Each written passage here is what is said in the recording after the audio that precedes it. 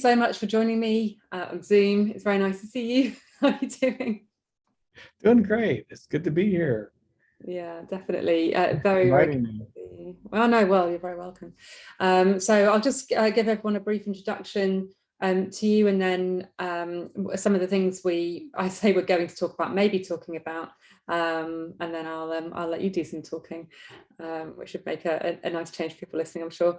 So Mike and I have known each other for coming up to 3 years now. We were introduced by mutual friends, and Mike has a number of messages and stories that he shares through his written content that relate to his years as a leader, and his years of inner work and also work with teams.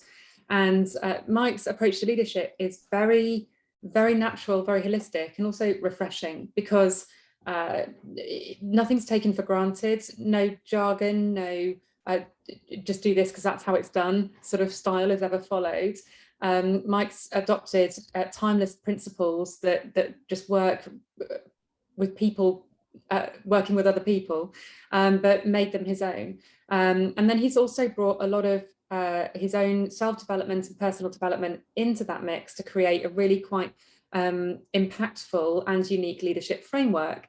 And his most recent book, The No O's of Leadership, encompasses this framework and just shares 20 plus years of experience. Mike currently leads a team of over 120, I believe, in a fantastic company in the States. His book is international, his message is certainly universal. So thrilled that I can, as I put in my post, I can share some Mike with you all, because he's had a really big impact on me in the time that we've known each other. I'm sure he will on you too. Mike, thanks for being here. Yeah, thanks, Georgia. I appreciate it. Not at all. I don't know how else to sort of the way you do what you do, I find fascinating. There's a lot that goes into it. There's a lot at play and a lot of experience and different principles and different frameworks, different elements of psychology, but you make it look really easy and simple and natural. And you do what you do. I don't think I've ever seen you in any other frame of mind other than totally level-headed, balanced, very in control. And whether it feels like that or not all of the time, I don't know, but that's how you come across. So could you maybe start with a bit of an introduction to how you think of leadership and what it means to you? Well, thanks, Georgia, and those are very kind words, and I really appreciate it. So, I think the stories that I tell in my leadership experience and kind of where I am today is really a result of learning maybe School of Hard Knocks even a little bit. And I think one of the big takeaways that I've learned over the years is this idea of self-awareness. And it's really, and I kind of talk about this a little bit, but it's really understanding the wake that you leave. And sort of like if you're water skiing behind a boat and the waves that you're trying to ski behind are really rough, no matter how hard you try, you can put so much energy into it, and you're constantly trying to keep from falling or crashing. And so leaders that have an idea what their wake is are just so much easier to follow, takes less energy. And so once I learned about this, and a friend kind of told me, hey Mike, look at your wake, why isn't this working? And he said, hey Mike, look at your wake, and metaphorically look behind me and everybody's like struggling or they're in the water. It just was really a call, for me, a call to sort of personal action of understanding what your wake looks like. And it's so easy for leaders not to get that. And we think that, we're here maybe to serve, to be served. And Ken Blanchard, he's a great friend of mine and a leadership mentor. I studied under him for a year working on my MBA, and he kind of does this little trick where he talks about most organizations are like this triangle with the leader at the top, and the whole organization is there to serve that leader's wishes. And in Ken Blanchard's philosophy, you turn that little triangle over like that, and the leader's there to support the organization and support the people. And so if you're really showing up as a leader to support your teams and support the organization, then the idea of understanding your wake is really, it's natural. So self-awareness is important, but if you don't have empathy, which is another key thing, and I think those two factors, self-awareness and empathy, have been something that I've had to work on my whole career in leadership. And people that I've worked around and led over the years, I think would tell you now that I'm just maybe starting to get it. It doesn't, it's not like this target that you arrive to, that all of a sudden one day you've reached this pinnacle of leadership with your self-awareness and your empathy. It's just an ongoing journey of being aware of what you do and being sensitive to the people that work for you, and your impact on them, not on their day-to-day, but even them as people. Really important stuff. So this is there's quite a bit in there in and of itself, isn't it? Like high empathy in a leadership position which revolves around people would seem like an obvious pairing. Having said that, haven't we all worked for or with people at some point in our pre-entrepreneurial careers where you wonder whether they've even met another human before, because they just don't operate with that, so they just don't have that skill set, and it's very much about them, or it's all about the company, and sort of fairly banal sounding metrics, things that people don't know what they mean. I've been in company meetings before in large teams where the C-suite don't know everybody who works in the company at all, and so you're literally a human resource, and they run the whole company off their figures without ever any human interaction. Or kind of reasoning on an emotional level, because they see that as some kind of weakness or soft skill. That's a phrase that, soft skills, communication. It's like how the world goes around.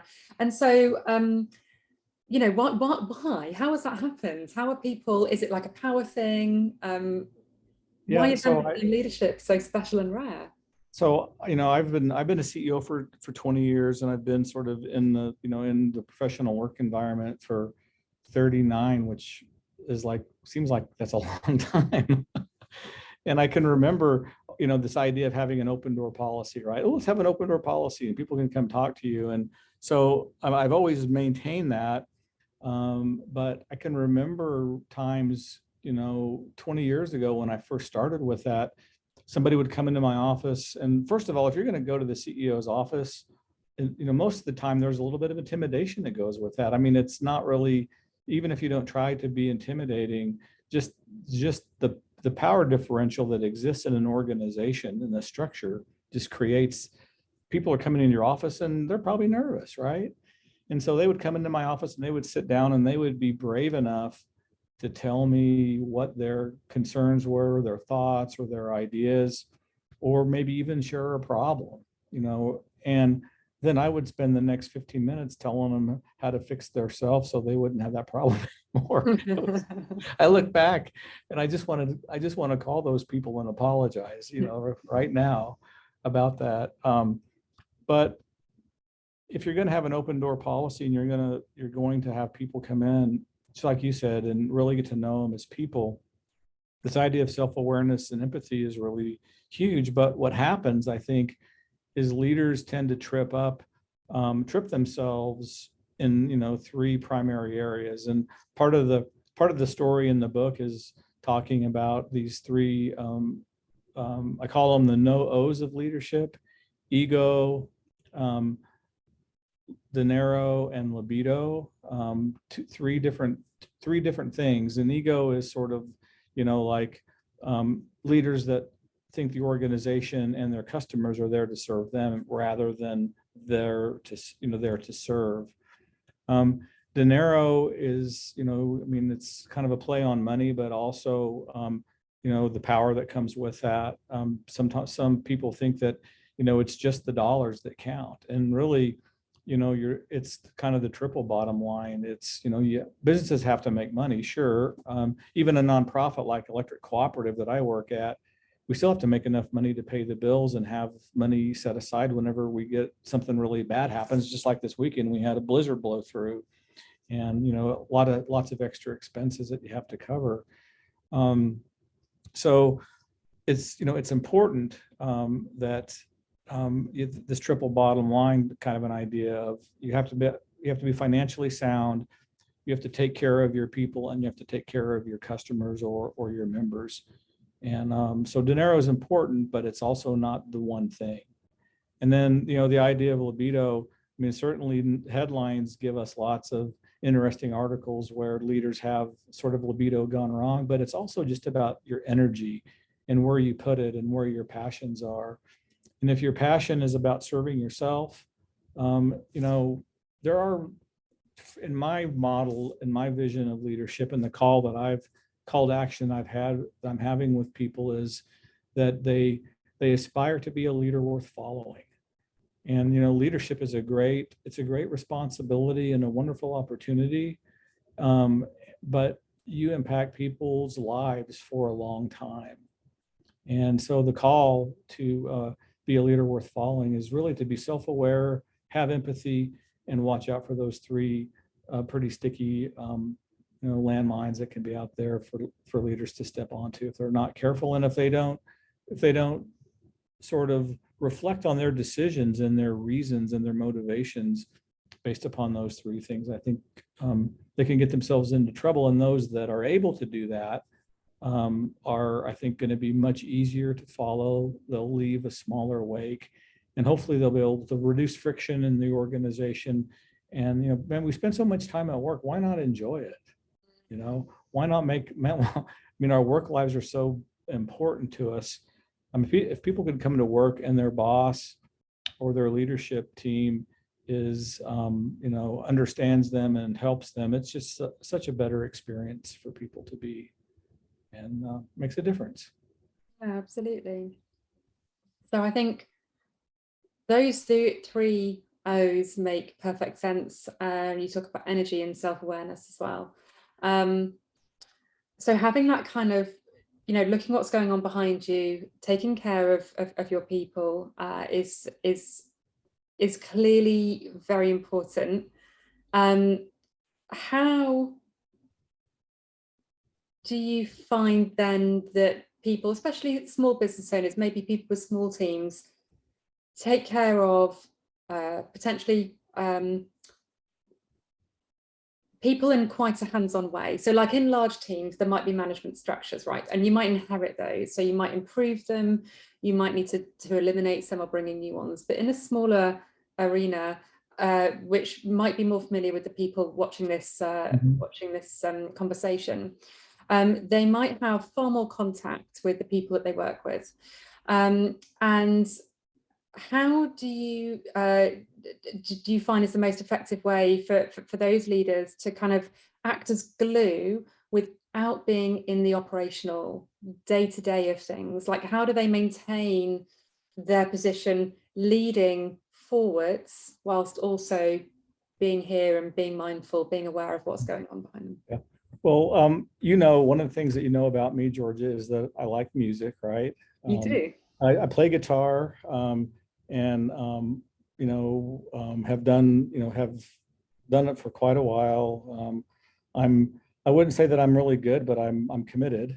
But to use a musical analogy, you take a big orchestra, and so maybe the CEO of a large corporation is like somebody that's the conductor of an orchestra, right?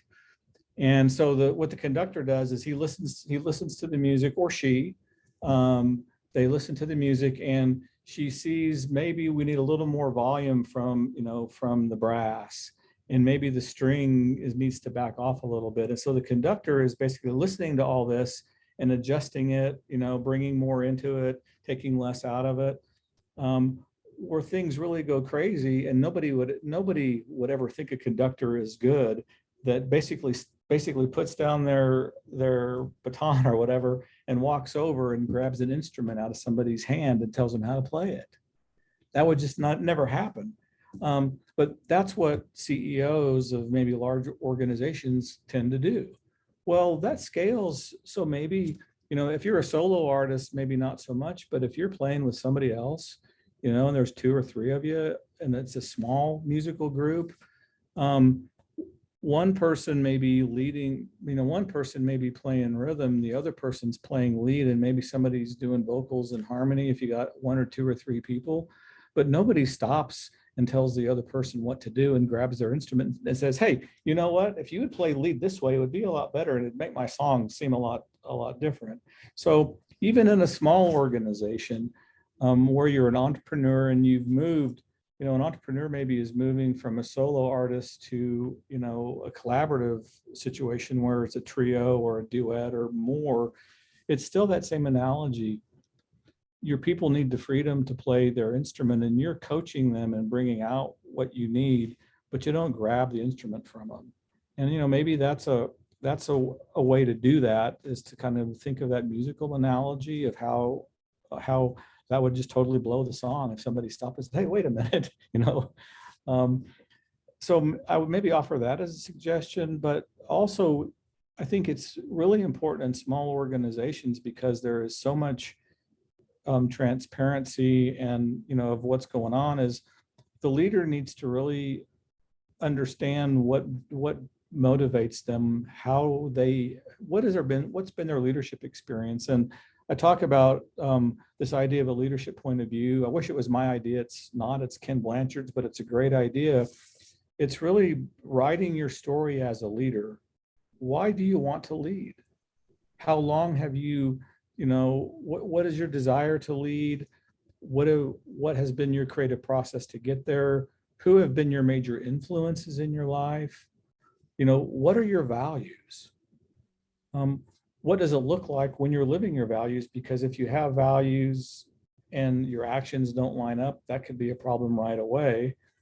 But you go through this process of developing your leadership point of view, and you really understand it, internalize it, and then you share that with your people. Now, in a small organization, that's easy to do because we're very close. We work together all the time. And it's even more important to do that because people need to know where you're coming from, why you're doing what you're doing, so you can invite them, to be part of that. But also, it's even more important that you actually live the walk of your talk, because people see inconsistency in leader. When a leader says yes, but they really mean no. That's pretty hard to do that. I've had to practice. That's impressive coordination. Yeah, but that just creates so much cognitive dissonance in people that it increases their stress level and their uncomfort level. And so leaders need to be very consistent in their thoughts, in their words, in their actions, and have alignment. And hopefully that consistency in the model of being a leader worth following, hopefully that creates, a really great workplace and really strong teams that work at peak efficiency. And I mean, we all need to work, but as leaders, if our people are happy with what they're doing, they feel energized, then they give us more than just that 8 hours or whatever. They're actually putting themselves into it, their creativity and their energy. And that lifts the organization to be much bigger than just the sum of its parts. So this thing again of this, like the individual's energy, the individual's creativity, I sometimes see people stepping into what they call a leadership role in their organizations. So they'll strive for growth, to get themselves out of operations, to work on things that they consider more in line with their abilities and their unique energy and who they see themselves as really being. But then that gets scary, or that gets, it kind of terrifies them a bit, or maybe they don't know who they are in that role, even though they feel it like they do, but it's just been so long coming. I know a lot of business owners who will say, well, I don't want to be that forefront person. I don't want to stand up in front of lots of people. I don't want to, whether that's internally to a team or whether that's externally, say, presenting, or doing some kind of keynotes. And actually, when they do get into this position, and because people who are in the business of following need that person to kind of be that shining light who they can follow, right? To be that leader worth following. But then I find that people kind of hide maybe from that responsibility. If someone watching this is feeling that right now, that kind of a little reluctance to really step into that, onto that stage, so to speak, what can you say to them? What do you recommend that they do to move past that? Well, I can remember early on just my own experience of even public speaking, getting up in front of a group of people and doing that. I was absolutely terrified. I mean, terrified to the point of my body was telling me, don't do that. And your body, there's lots of ways your body can tell you not to do something. The toilet roll needed. Yeah.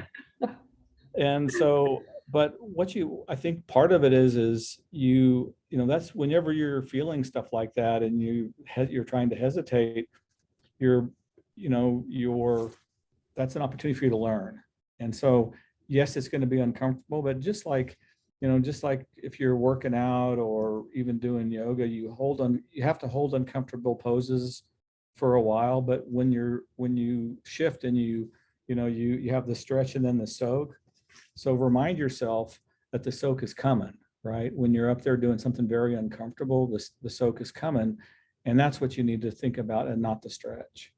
But another thing that leaders will tend to do too, is especially if you've been a sole entrepreneur and you've been doing it all yourself, okay, and then you realize because either you're burned out, that you're not going to get there unless you can scale up. You can't clone yourself, and so your only way to scale up is to get more people, right?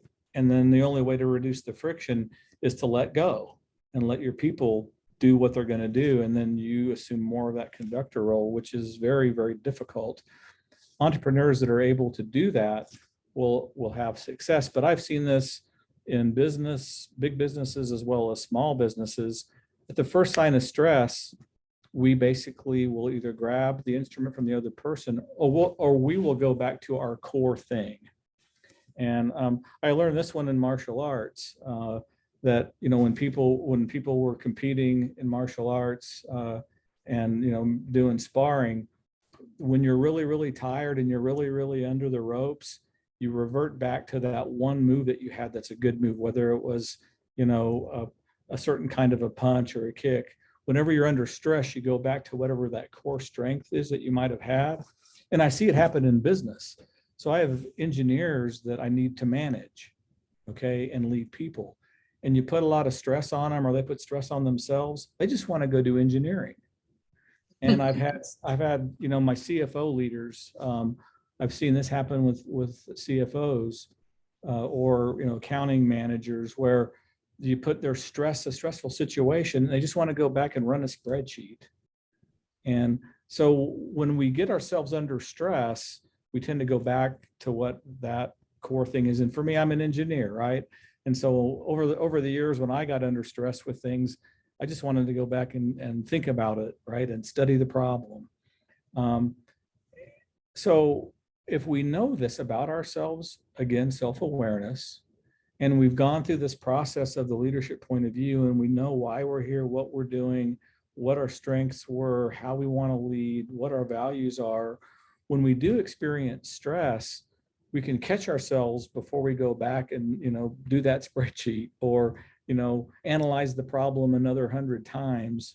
We know that's going to happen, and we can self-regulate ourselves not to do that.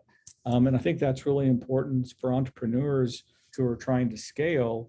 And I know there's a ton of stress involved in that, when your livelihood and livelihood of maybe 3 to 5 to 10 to 20 people all depend on what's going on. It's so easy to snap back to that core strength. But what seems like the thing that we need to do is probably the thing we need to do less. And I can tell you, when I first started letting go as a CEO and really turning my team loose, kind of talked about this analogy where I'm driving down the road with my hands on the wheel, and I have to let go and let go of the wheel and let them drive. And I would always laugh, and this is probably going to sound like a horrible driving habit, but let go of the steering wheel, but I still had my knee on it. you know, so it looked like I wasn't driving, but my knee was still there driving the thing. Yeah.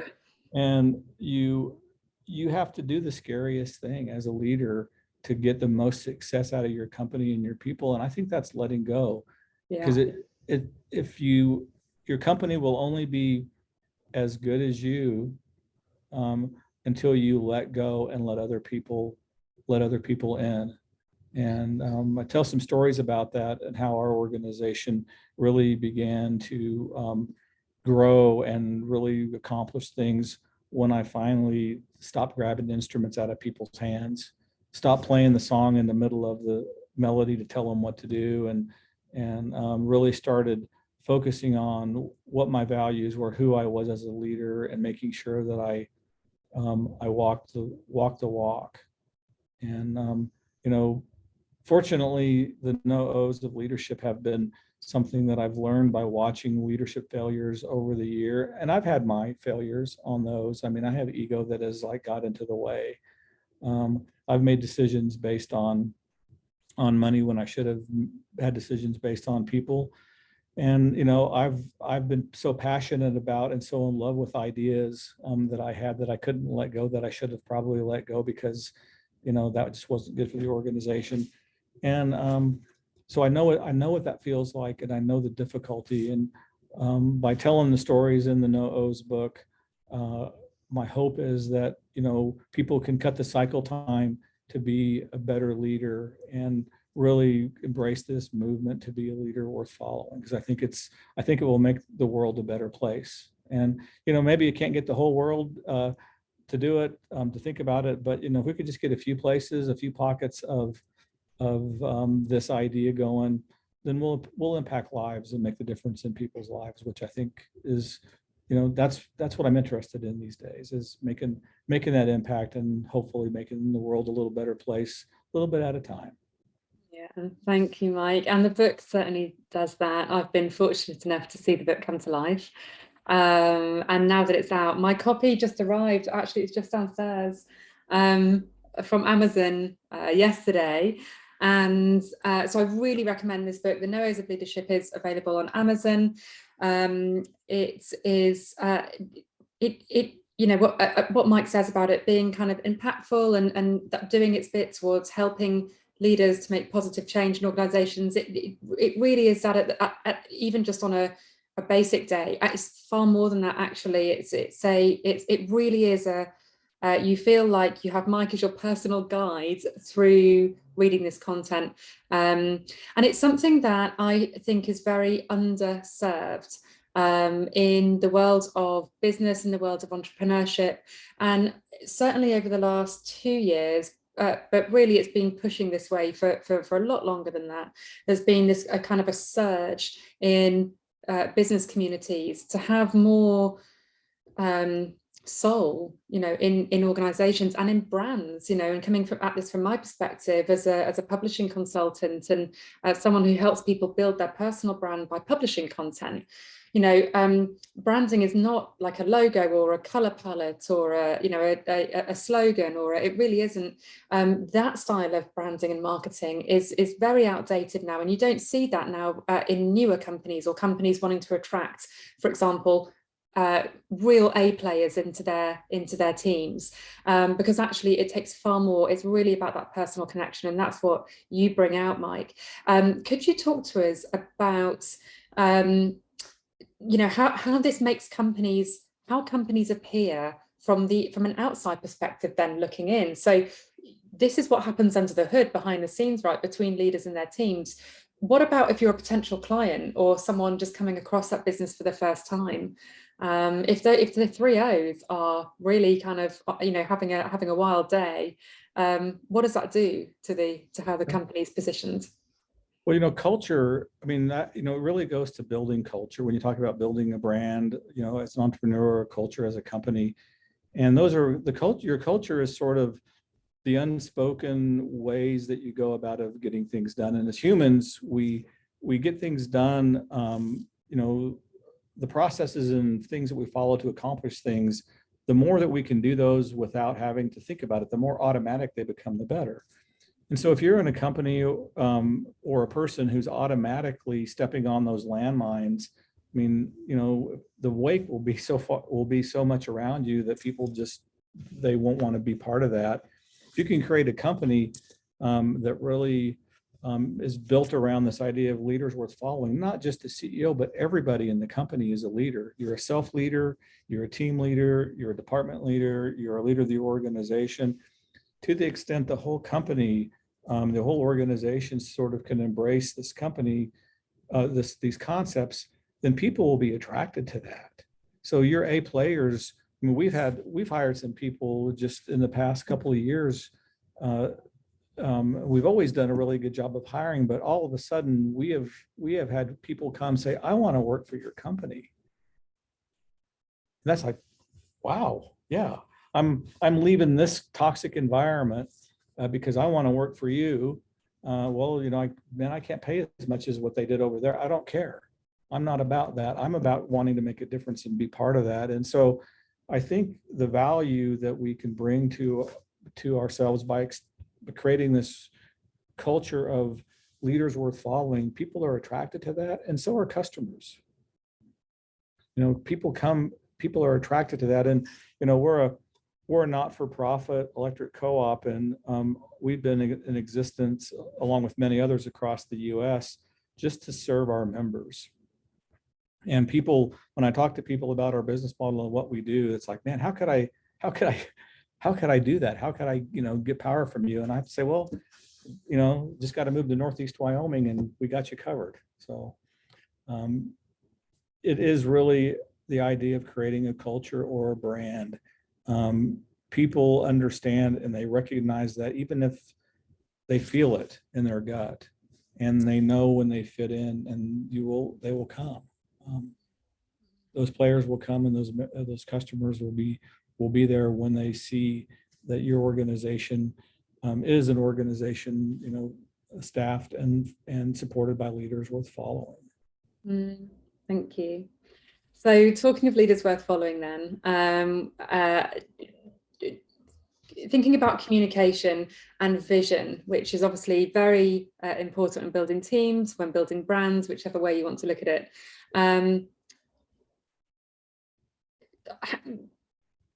Is this something that happens in a monthly or quarterly company meeting, or is this something that the language is worked into everyday conversations? How do leaders articulate and really inspire with their vision?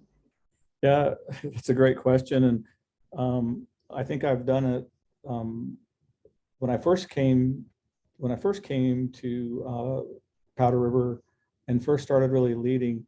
I always thought strategy and vision was like the domain of the CEO or the manager. That was their thing. And so it's sort of like you close your door and you climb the mountain, go to the mountaintop, and you bring down the tablet of the vision and expect everybody to follow it.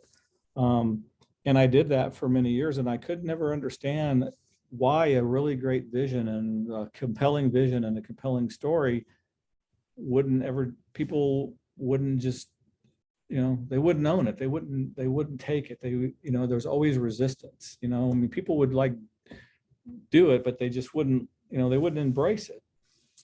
And it wasn't until we actually started, again, taking my hands off the steering wheel, involving the executive staff, and actually involving the big breakthrough was when we involved over half the company. So right now we're 114. At one time we were 150 when things were really busy. Energy kind of goes up and down. We had 50 people in the company that helped develop the strategy and tell the story of, what our future might look like. And because we involved everybody, or almost everybody knew somebody who was working on the strategy, whether they were doing it themselves or they were, having people that they worked with, but pretty much we covered everybody knew somebody that was involved with it. And by doing that, you create trust. And so when you're executing a strategy, it's a series of steps, that you're having to go through. If people trust you, which is really, very important, they don't know how. They see step one, they see where you're going, They don't know exactly how the steps are going to be to get you there, but they trust that you and the organization can get there, and that empowers them to actually support the vision, move the strategy forward. So to the extent you can involve your people in developing that vision and understanding the vision, and painting the picture of what the world looks like when you've reached that vision, everybody can help paint that picture.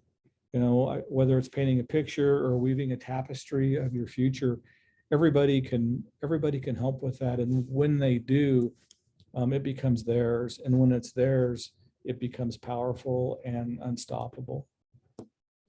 That's incredible. You mentioned there that people can help to build the vision as well as to move towards it. Can you explain that a little more? Yeah. Like, the vision doesn't have to be complete at first? Yeah, so the vision gets shaped. And so I'm a strong believer in this thing called scenario planning, which is kind of a fancy word for just telling a story, right? Telling stories this, George, I mean, books, right? Telling stories is powerful. And so what we do here is we study our landscape. And so we look all around us and, study the landscape of everything that's happening. And then we put teams together to tell stories about possible futures based on that landscape. And so futures can be positive, futures can be negative. One path goes this way, one path goes that way. And we create teams to tell these really compelling stories. And we do it, we do it with so I use my cell phone and I shoot a little video. I capture videos off the internet. We do mock interviews of what might have happened under this scenario. And our employees put together these vignettes of videos with clips, pictures, acting, and we tell our story using audio, video, visual imagination. And then we sit down and we watch all those stories. And then when we watch all those collective stories, then we get the ideas like, oh my gosh, what if this happens? How can we adjust this? This is really good. How can we make more of this happen? And then we come up with an overall vision that we pull from elements of things that we want to accomplish and we don't, built around these little vignettes that people have created to help tell the story of a possible future. And we pull all that together and weave it into what we want our possible future to look like. And then we take that and we turn that into a strategy.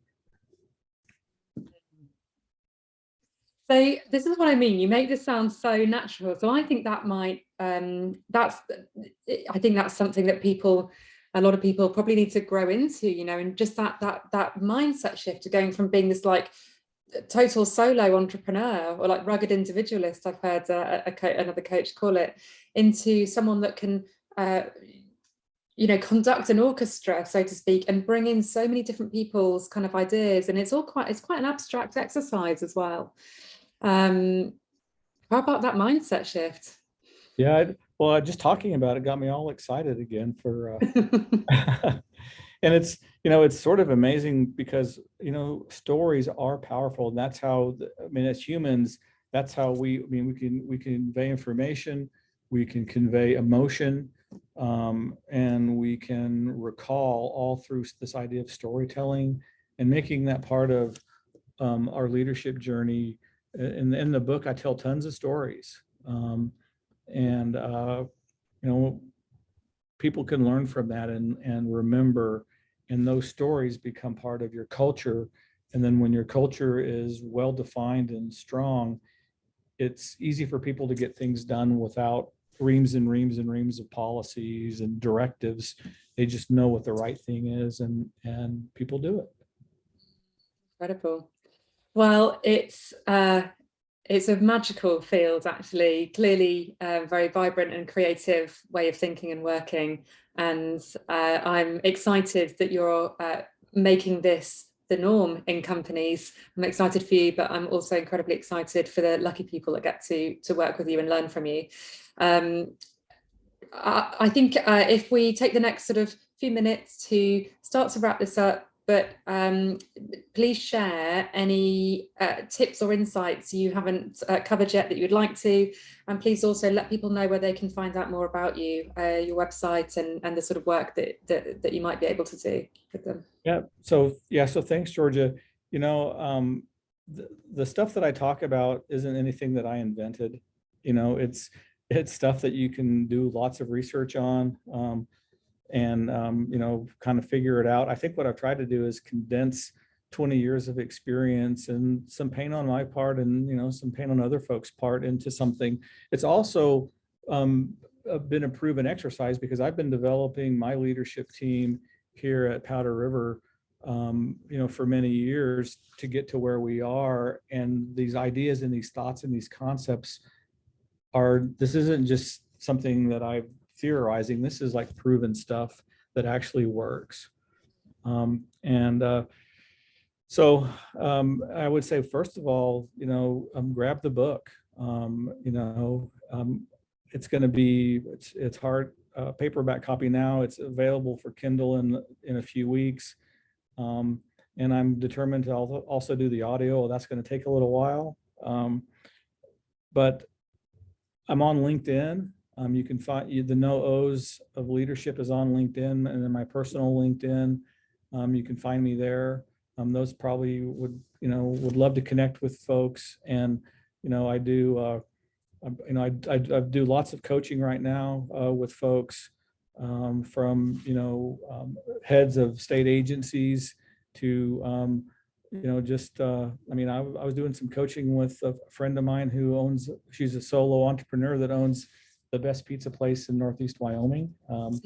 I was giving her some coaching. So I have a passion to help people and to try to help make the world a better place, one leader at a time. And I'm just happy to share what I know, have conversations, and inspire this movement of being a leader worth following. Thank you very much indeed, Mike. It's been a real pleasure. I'm very excited for the work that you're doing, and for the various versions of the book that are on their way as well. Thank you again for joining us, and I'm sure, well, hopefully, if you wouldn't mind, it'd be lovely to have you back again soon, and we can talk about this more. Yeah, would love to anytime, Georgia. Thank you so much, and you and your team are awesome. So. Oh, thank you very much. That warms my heart. Thank you. Have a lovely evening or day. I'll see you soon.